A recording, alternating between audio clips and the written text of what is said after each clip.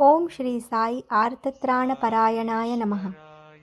दुखी पीड़ित जनों के परमोच्च आश्रय स्थान श्री साई को हमारा सादर प्रणाम।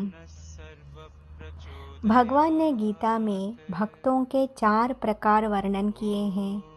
वे इस प्रकार: आर्त, अर्थार्थी, जिज्ञासु व ज्ञानी। उसमें से पहले प्रकार के भक्त यानी आर्त, दुखी, पीड़ित ऐसे लोगों का रक्षण कर उन्हें सद्गति प्राप्त कराने का कार्य अवतार करते हैं।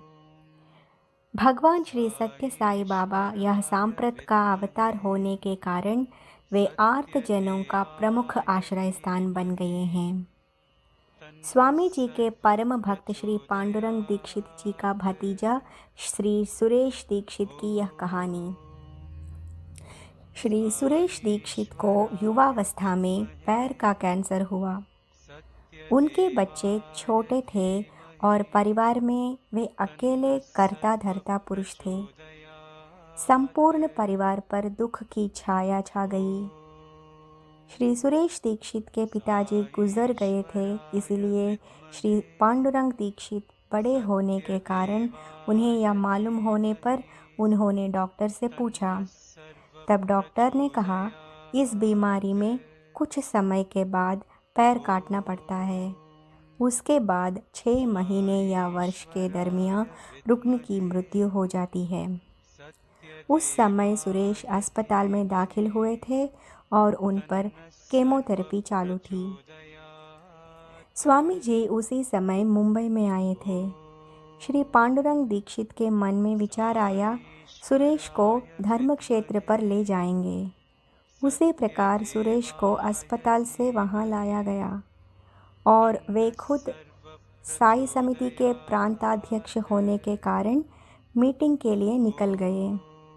जाते समय उन्होंने श्रीकांत सावंत जी से इस भक्त को सुरेश तथा उसके ससुर जी डॉक्टर धारकर के पास बैठने को कहा और स्वामी जी आने पर इन दोनों की परिचय कराने के लिए कहा। आर्त भक्तों के आश्रय स्थान स्वामी जी दर्शन प्रदान करने के लिए सत्यदीप से निकले और सीधे श्री सुरेश के पास आ पहुँचे।